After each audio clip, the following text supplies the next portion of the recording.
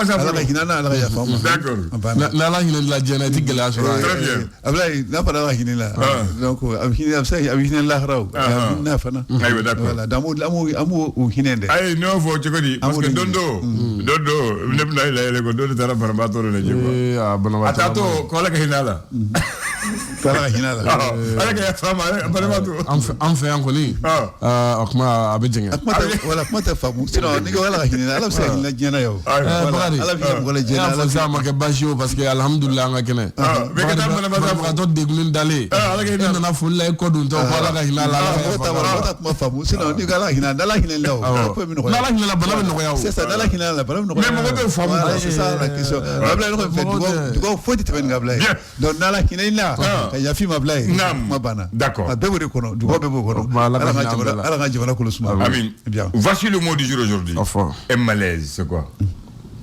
malaise malaise malaise malaise on dit c'est une sensation de mal-être avec impression imminente de perte de connaissance. Lorsque la perte de connaissance n'a pas eu lieu, on parle généralement de l'hypothémie. Brusque défaillance de force physique pouvant aller jusqu'à l'évanouissement de l'individu. Sensation pénible, mal localisée d'un trouble psychologique qu'on ressent et qui fait qu'on ne se sent pas bien, qui peut entraîner des vertiges, qui peut entraîner l'évanouissement ou la perte de connaissance. C'est ce qu'on appelle un malaise.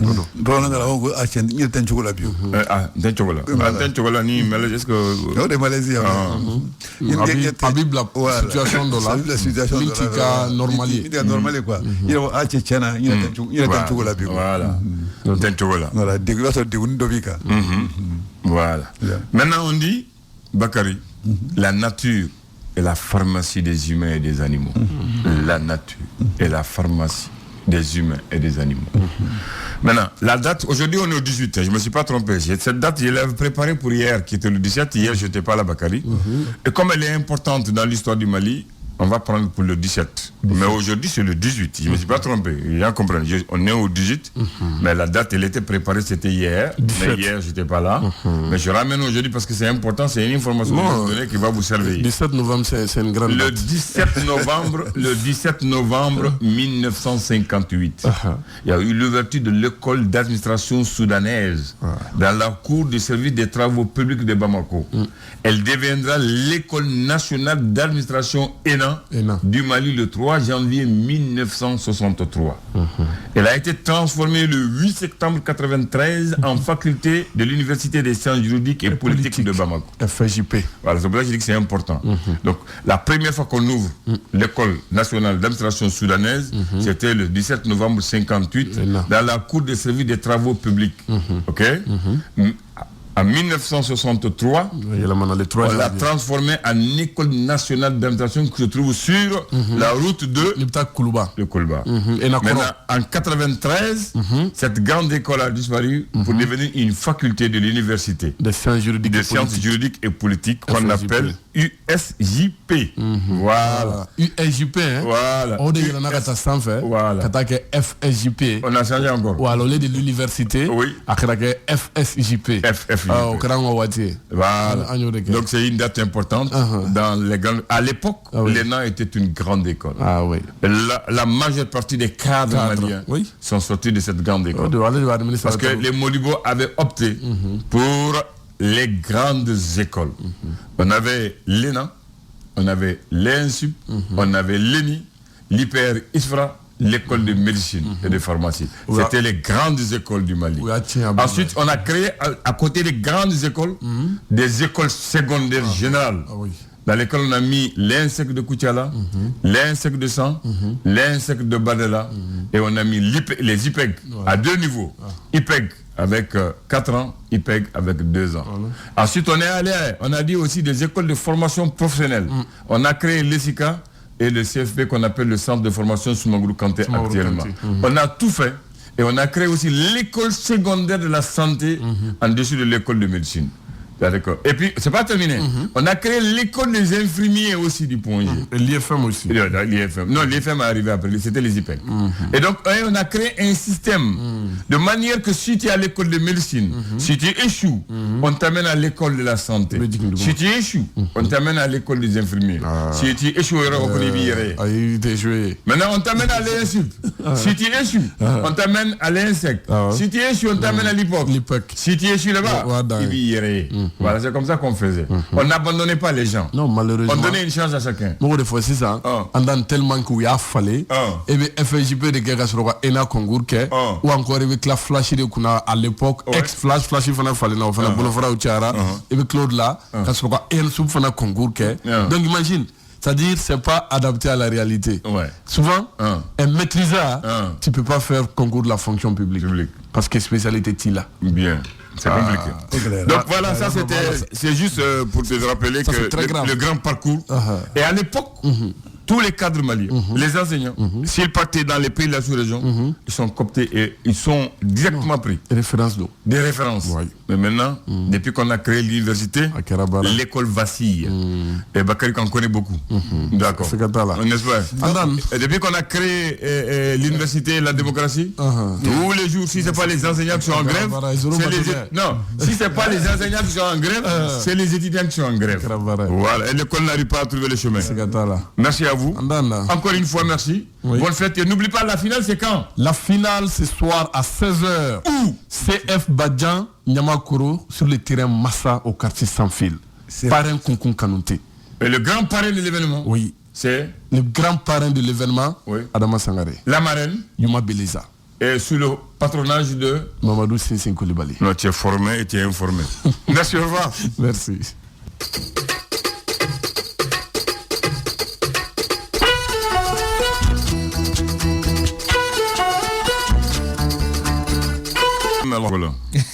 Ni côté mba mino chocolat. Ay funa yo bani. Ani côté korora bamananga fola. Ah bon, am bamananga ngona kre jaga ngofo. Odewa. Oche. Ko bi chukodi. Amela tano. Ka kre ko sobe? Bashitana. Bashitina. Ambe alaka blala. Ko kumado aka gelenga. Abinyana bonela sonama. Na la sonama abinyana bo. Oh. Tubarikallah. Ko dongo don hu abi ko ala dronde la. Oche. Sabula leti segen. Abi ala ka sebaya ko fo dande sebaya muna. Namu. Abi ala ka fangani aka ala ka makar ko fo. Ani ala ka hine. Namu. Dante wulu mununa. Ibai ka fo kuma mo de sinsin. Sabula on ya armadew ye. Na fora ko nango bi hon. Shini ka fo hon. Shini gene. Ni ma jija. Alni adira. Nye chuga bi elema. Sikatola. Baba Andre. Koro mona fola. Ko boloti konofe ma abaka shisojo. Boloti konofe ma abaka shisojo. O chinable. Oje. Abaka shisojo wa bi ke kanya fana. La akbar. Ibado fembe na feredo. Fembe na ka kunyana wo chugudu.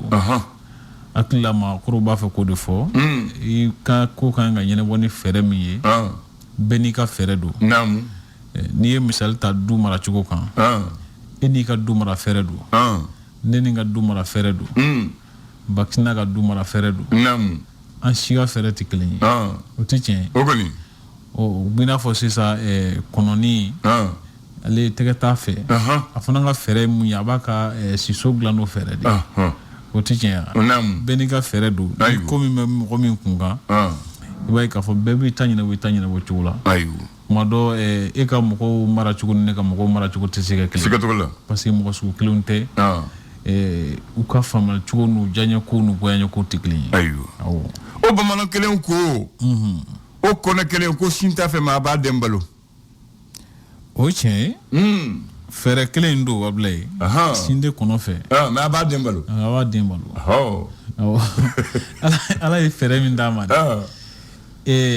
do be baloni shi o nga kono shinde kono fe o namu ima la hala fon min kono able kanga e ka ko nyina bo akeno la hala de fere min bi bulu ma korokele no ma foto kuni sabura ka bere min di bulu ki ba bo no bere o kɔrɔ ni code ser'i ma k'i to cogo min na k'i to bolo min kan i b'a ɲini k'a ɲɛnabɔ ten de ayiwa ni o fɛɛrɛ i bɛ fɛɛrɛ o tigɛ k'a ɲɛnabɔ ten ni sɛ ni kɔnɔ y'i sigi k'a fɔ ko sin d'ale kunna k'a ti fɛɛrɛ wɛrɛ kɛ a den tɛna sa ayiwa a bɛ ten ni ko b'an kun kan an kana fɔ ko karisa ta ɲɛnabɔ ta fo ne fana kan ta ɲɛnabɔ ten nka ni an yɛrɛ kan ka fɛɛrɛ dɔ tigɛ walasa an ka se k'a ɲɛnabɔ an yɛrɛ ka ɲɛnabɔ cogo la an b'a kuncɛ ni mun ye o hakilima kelenw ko sen tɛ sanfɛ ma bɛɛ b'a nɔ na o ye tiɲɛ ale bɛ fufu o y'ale tacogo ye tacogo ye a man ka i sigi wala k'a fɔ ko sen bɛ kɔnɔ kun sen bɛ dafɛn tɔw kun sen d'ale kunna k'a tɛ bɔ a nɔ la a fana kan k'a ka gɛlɛya ɲɛnabɔ n'a ka ɲɛnabɔ cogoya de ye parce que sendanya ye gɛlɛya dɔ ye bilen ou bien de ni sendanya ye gɛlɛya ye ni gɛlɛya b'i kan cogo min n'i ma ɲɛnabɔ ten n'i y'i sigi ko n'i ma nin sɔrɔ a tɛ kɛ a bile kuma dɔ a kuma ka ca dɛ siga t'o la ou bien de hakili la nin kuma ninnu bɛɛ la kuma ye kelen ye ni gɛlɛya ni lako y'an sɔrɔ k'an to bolo min kan an ka fɛɛrɛ tigɛ ka kɛn do fɛɛrɛ ye tubarikala an y'o mɛn ayiwa bisimila ayiwa bi ye juma ye kalo tile 18 don novembre kalo san 2022 fasiribaw ye sɛbɛnni kɛ fasiri gafew kunna an bɛna lajɛ fɛrɛ tɛ fɔlɔ kumaba ka se ka dɔ ɲɛfɔ mɔgɔw ye mɔgɔw ka faamuyali sɔrɔ ko dɔw la tubarikala an b'a daminɛ gafe mun tɔgɔ l'indépendant kɛnyɛrɛ ye ale ye mun sɛbɛn bi sɔgɔmada in na ko motoboli fugula doni wajibiyali ka daminɛ janvier kalo nata in na o ko mɔgɔw ma faamu cogo kelen na dɔw fɛ a kan ka wajibiya dɔw fɛ hamina ko wɛrɛw bɛ fɔlɔ minnu ni ɲɛsin kan ka kɛ olu ma o kɔni ye tiɲɛ nka ko nata bɛɛ i b'a ye k'a fɔ Bamako siraban kasara kɛra mɔgɔ hakɛ min sata ye san 2021 kɔnɔ salongo k'o ye mɔgɔ 3,700 ani 62 jate de k'o b'a jira k'a dagosi ka ca ko Faransi ka dɛmɛbolo min bɛ wele ko aide au développement k'u y'o ɲɔngiri indépendance cimetière k'a fɔ ko maa 7,000,000 ni kɔ olu kɔni bɛna bɔnɛ dɛmɛ la min tun bɛ sɔrɔ Faransi jamana ka nin dɛmɛ sira fɛ o kɔfɛ MINUSMA hukumu kɔnɔna na b'a ye k'a fɔ ko jamana dɔw b'a la k'u ka minɛnw cɛ ka daminɛ Angleterre jamana ani Côte d'Ivoire o k'olu y'a lase k'a fɔ k'u bɛn'u ka cɛdenw bɔ MINUSMA kadira kɔnɔ o ko Allemagne jamana ale fana b'a fɛ ka i sen da olu sen na nɔ la bila ye nko ma fanga tɛ kɛlɛ kɛ mɔgɔ ye n'u taara an bɛ jɔ an ka jɔyɔrɔ la o yɛrɛ ka ɲi ayiwa n'i y'a mɛn n'u taara an bɛ jɔ an jɔyɔrɔ la o fana ka ɲi bonɛ dɔ ye hɛrɛ ye o bonɛ dɔ ye hɛrɛ ye nka an fana ni dɛmɛbagaba t'i bolo i bɛ wuli ka jɔ o ye tiɲɛ a ka sɔrɔ an ka ɲuman b'an yɛrɛ fana siga t'o la o kɔni o ye kuma de ye ni an ye tɔw gɛn wala n'an ni tɔw ma bɛn a la an fana k'an jija ka ɲuman ka ɲan kɔnɔ bamananw ko cɛ bo ye yɛrɛ bo ye o ye da dan ye cɛ bo ye yɛrɛ bo dan ye o ye tiɲɛ n'i yɛrɛ bɔra ko min na o ye bɔli dan ye a ye n'an ka wara faga e yɛrɛ ka fɛrɛ kɛ ka kun minɛ u b'i minɛ sɛbɛ la ne y'o de fɔ sisan ni an yɛrɛ ma wara in kun minɛ an b'a minɛ jagoya a bɛ kɛ jagoya an bolo ayiwa i y'a faamu ni u taara k'a tɔ n bolo jagoya an b'a minɛ o ye tiɲɛ l'indicateur de nouveau o ko kuma minnu lagosili kuma minnu taara waati tɛmɛnen ninnu na ka se chrétien diinɛ ma o ko imam Mamadu Wage ko kabi Abidjan ko ale ye yafa ɲɔgɔnma ani bɛn ka o kalan dɔw ni o kibaruya dɔw lase ayam n'o ye kalandenw ka ɲɔgɔn kuluba ye o k'u kun bɛ baara o kun ye funu min sira ta ka ɲɛsin kalan ma o ko u ye a sonsoro abila ye o kɔfɛ kalan na ani kalako ninnu bɛɛ lajɛlen kɔni ye sanubɔyɔrɔw ye o ko mankan dɔ wulila mɔgɔw ni ɲɔgɔn cɛ na kɛra sababu ye ka 30 kɔ ka olu jogin so dɔw tiɲɛna ani fo ka taa se feerekɛyɔrɔ dɔw ma k'olu fana tiɲɛna amo ni o ye assurance maladie obligatoire ale ku fere bi se ke chugo mina ka sika u ka mako nye chugo ko lu yelema yuruku ni ngana be ka boala pe ka ke mun ni fura ka kan ka sika fura soro wa ka ke ndo ni lafiya kono o ko kuma bala ka ke o kan wasa ka sugo fere o tike ni wati nuna o mita iba ye ka foko la barakela ko la fastali kulumi fana be ka sabe kala suba me ko FM post la o kulu ba fe ka barabla do hakilo fana sigi singa o sabe kala suba ka kala kimeli yoruba me ko kamesi o ko hukumu konnana iba ye ka fo mali kono ma bisaba ni kononton jate wala ma binani re kulu kone sera ka sansolo nyina nga ko afam babura Gabriel Touré kena suba ina blay aywa nejme l'inspecteur ali asementia ka foko kaski doni no motobol fugulay ani bolo fewon son gelali ablana ne koni ngoni ye fen fly ni jamana nyamo ba fe ka minum badi ga do daklen fe ka so ka kuma ka chan wati nan nyama ka gele balo fon so ka gele ko mutubul fula do na wajibiya o fasriba ka fam ka foko ni ngoni fen fly mun tita nyu afa o ko fe ko sotiba secrétaire do o ko ale koni bin chedo kuma fe ka bi akan cheni musa sirakan on ko nga bi se kelela ko de kra sababu ka to bingani masika sira sura ablay ya folila ko donc aya yerebo aya donc mali be ya nga yerebo ayo voilà mo fona kan hakilla nun dabla ne hakilla jewiro mina amase bingani nun mable est-ce que to la o jato kam ne ka ko ken hakli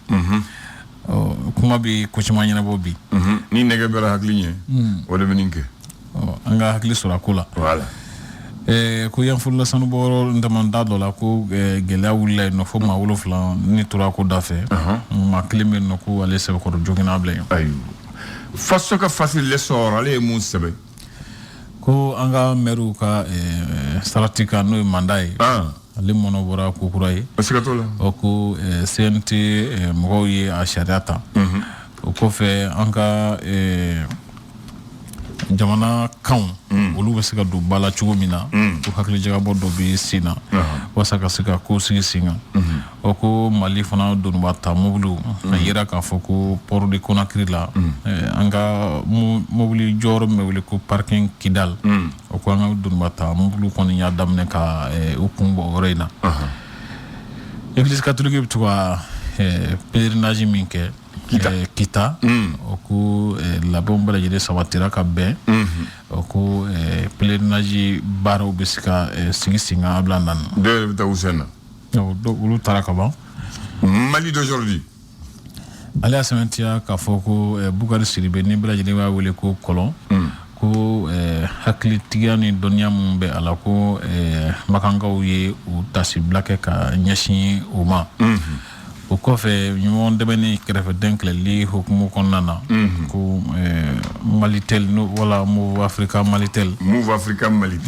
o de to ko kure o ko lu demenke ka nyashi desevato ma nam o ko demen messi fo se fo wore million ke ma fla jatema nam o kofe ibaye ka foko sane fere hukumu konnana ko jamana ka sane fere do kechugo jalakira kusube kulumi be wele ko CRD a RMDS ko fe kama ku ka nyamgo konye présidence no yo fa nyamgo su war ko nyina boba o ka jalaki biya kan ne fa ka klaka nyini ko senga ke bara dokan min ye sani fere do yo ajira ka foko shara o sosoro ko marko jamana bala ka sansoro sisan yiri wali hukumu konnana o ko wurwa Mohamed VI nam o tasibla fana kera ka nyashi ma ko fole ma ko strategela nam le sphinx ya musebe bisomodana ala sebe nga foko buguna tege sebe kura mbe wole carte d'identité nationale biométrique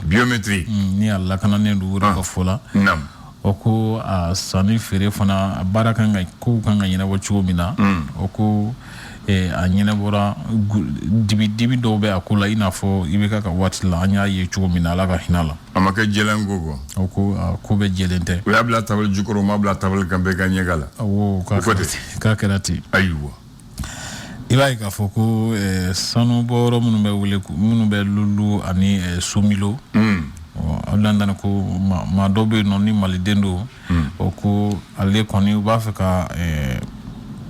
ka bagabaga k'a fɔ k'u b'a ni kɛnɛ yɛrɛ karaba ani ko u b'a fɛ ka diyagoya ka tɛmɛ cɛ ni musoya sira dɔ fɛ min man di a ye wa min yɛrɛ fana bɛ tali kɛ u b'a fɛ ka gɛn ka bɔ baara la ni a ma sɔn ka laɲiniw ma abila ye o man ɲi Mali Tribune an b'a kuncɛ n'o ye ale kumanen don radio Kiledu ka san 30 sɔrɔ kan o minnu ɲagaɲagaw bɛ sen na barolasigibaa min kɛra an b'a ɲuguɲugu la an tɛmɛna ɲagaɲaga kan ntɛnɛntɛmɛ in an tɛmɛna ɲagaɲaga kan sisan an bɛ ɲuguɲugu yɔrɔ de la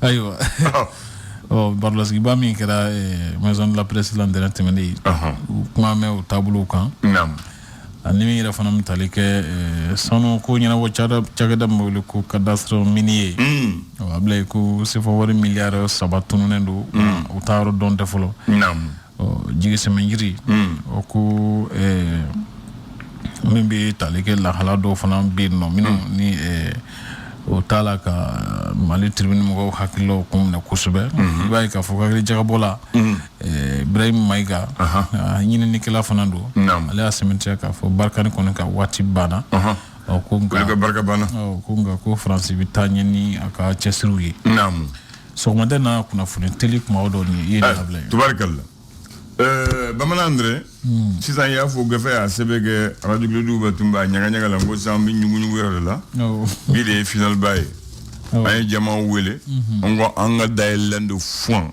u ka n'an lajɛ tiɲɛ yɛrɛ la u y'an wasa a kɛra ten donc an bɛ foli k'u ye u y'a yira an la kɛ vraiment an bɛ kuma mɛn an tɛ kuma fu o ye tiɲɛ u y'a yira kɛ an ka kanu b'u la u y'a yira k'an ka d'u ye an ka baara ka d'u ye u y'o dan ye o bonyamasigi u y'o d'an ma an fana m'o bonyamasigi segu ma bi u ni cɛ u ni ka baara ye bɛɛ nana a suguya bɛɛ halisa mɔgɔw bɛ nalen hali sisan mɔgɔw na wa hali sisan mɔgɔw fila bɛ yan donc an b'a fɔ u ni cɛ u ni baraji maintenant n bɛna mun fɔ i ye waati dɔ la bi an bɛ université tile de la ko l'université décentralisée ça c'est au Mali seulement qu'on voit ça sanfɛ kalanso kan ko sanfɛ kalanso ka université kalansoba mais yanni kalansoba de ka na yan école soba de tun bɛ yen grandes écoles il y avait l'ENA maintenant n bɛna kuma ENA kan après an bɛ kuma ENA ENA dayɛlɛ la yan Soudan k'a sɔrɔ Soudan Mali tɔgɔ ye Soudan ma kɛ Mali ye fɔlɔ k'a sɔrɔ an yɛrɛ ma hɔrɔnya ta fɔlɔ le 17 novembre 1958 ouverture de l'école d'administration soudanaise dans la cour de l'EPT et bien EPT donc école de travaux ENI ENI bɛ yɔrɔ min na o b'a fɔ sisan l'école des ingénieurs Abdourahmane Daba Touré ale ka so kɔnɔ yɔrɔ dɔw bɛ yen u ye ENA créé o yɔrɔ de la fɔlɔ le 17 novembre 58 le 3 janvier 1963 k'a sɔrɔ an ye hɔrɔnya ta san 3 Modibo ye ENA kuranin jɔ a ye ENA transféré o yɔrɔnin na min filɛ Kuluba sira la u taara n'o ye fo de 1963 jusqu'à 1993 u b'a fɔ l'école nationale d'administration an ka faso cadre ba mara bɛ yɔrɔ min na a justice wo a économie wo a impôt wo olu tun bɛ formé o yɔrɔ de la mara kalanso tɛ mara kalanso a tun bɛ kɛ o yɔrɔ la en 1993 Alpha nana a ko a bɛ université créé ko il va transformer ka école